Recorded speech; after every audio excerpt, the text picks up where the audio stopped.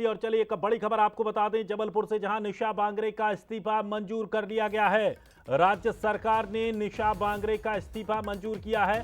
बता दें कि छतरपुर में डिप्टी कलेक्टर के पद पर निशा बांगरे तैनात थी, तो अब हाईकोर्ट के दखल के बाद उनके इस्तीफे को मंजूर किया गया है। तो अब माना जा रहा है कि कांग्रेस अब आमला से अपना सीट बदल सकती है, अपना टिकट बदल सकती है। तो अब आमला से निशा बांगरे चुनाव लड़ सकती हैं। इस वक्त की बड़ी अपडेट आपको बता दें, राज्य सरकार ने इस्तीफा मंजूर कर लिया है और हाईकोर्ट के दखल के बाद ये पूरी प्रोसेस आगे बढ़ पाई। दरअसल निशा बांगरे पहले ही इस्तीफा दे चुकी थी, लेकिन सरकार उनका इस्तीफा स्वीकार नहीं कर रही थी। इसकी वजह से उनकी जो चुनाव लड़ने की प्रक्रिया थी वो पूरी नहीं हो पा रही थी। लेकिन अब उनका जो इस्तीफा है वो मंजूर कर लिया गया है और अब माना जा रहा है कि वो कांग्रेस की आमला से दावेदारी कर सकती हैं।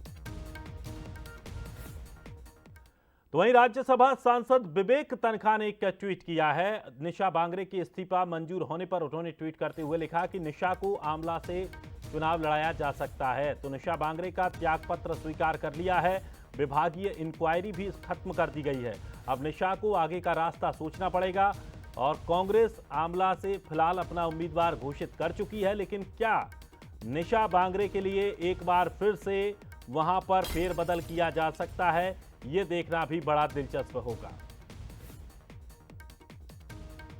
और चलिए अधिक जानकारी के लिए हमारे साथ हमारे सहयोगी सूरज शर्मा जुड़ गए हैं। सूरज, अगर बात करें आमला सीट की, तो आमला सीट पर कांग्रेस ने अपना प्रत्याशी घोषित कर दिया है। लेकिन जिस तरह से जो विवेक तनखा का ट्वीट सामने आया, क्या अब अंदाजा लगाया जा रहा है किस तरह की सरगर्मियां हैं? क्या वहां पर कांग्रेस अपना एक बार फिर से हेर फेर कुछ कर सकती है? निशा को क्या वहां से उम्मीदवार बनाया जा सकता है कांग्रेस की तरफ से? देखिए, छतरपुर में पदस्थ डिप्टी कलेक्टर निशा बांगरे ने जब इस्तीफा दिया था, उसके बाद से वो लगातार कांग्रेस के संपर्क में थी। प्रदेश अध्यक्ष से मुलाकात भी की थी और संभावना यही थी कि जब उनका इस्तीफा हो जाएगा तो कांग्रेस उन्हें अपना उम्मीदवार बनाएगी।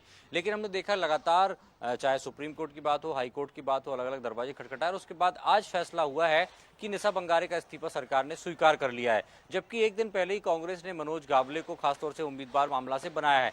लेकिन अब उम्मीद बढ़ चुकी है, क्योंकि खासतौर से माना जा रहा है कि फिलहाल कांग्रेस में 3 से 4 सीटों पर बदलाव की उम्मीद है। तो उम्मीद ये भी की जा रही, संभावना ये भी है, वरिष्ठ नेताओं का ये कहना है खासतौर से, कि वो मामला सीट को लेकर भी वो विचार विमर्श कर सकते हैं, क्योंकि निशा बांगरे डिप्टी कलेक्टर हैं और अभी इस्तीफा दे चुकी हैं, लगातार अपने क्षेत्र में सक्रिय हैं। ऐसे में कहीं ना कहीं जिताऊ चेहरे के तौर पर, महिला चेहरे के तौर पर कांग्रेस उम्मीदवार घोषित कर सकती है, क्योंकि 2008 के बाद से आज तक कांग्रेस आमला सीट को नहीं जीत पाई है। ऐसे में एक नया प्रयोग करते हुए कहीं ना कहीं कांग्रेस चाहती है कि वो सीट कैसे बीजेपी के कब्जे से छुड़ाया जा सके। तो उम्मीद यही है कि आने वाले समय में निशा बांगरे आमला से उम्मीदवार हो सकती हैं। अब देखना ही होगा, हालांकि 2 से 3 दिन बाद ही ये फैसला होना है, क्योंकि राष्ट्रीय अध्यक्ष मल्लिकार्जुन खड़गे तेलंगाना दौरे पर हैं और केसी वेणुगोपाल वहां पर हैं। इसके बाद माना जा रहा है कि आलाकमान से बात करने के बाद दिल्ली से शायद सहमति बनती है तो निशा बांगरे के नाम पर मोहर लग सकती है। दिनेश, चलिए शुक्रिया सूरज जानकारी के लिए। तो निशा बांगरे चुनाव लड़ सकती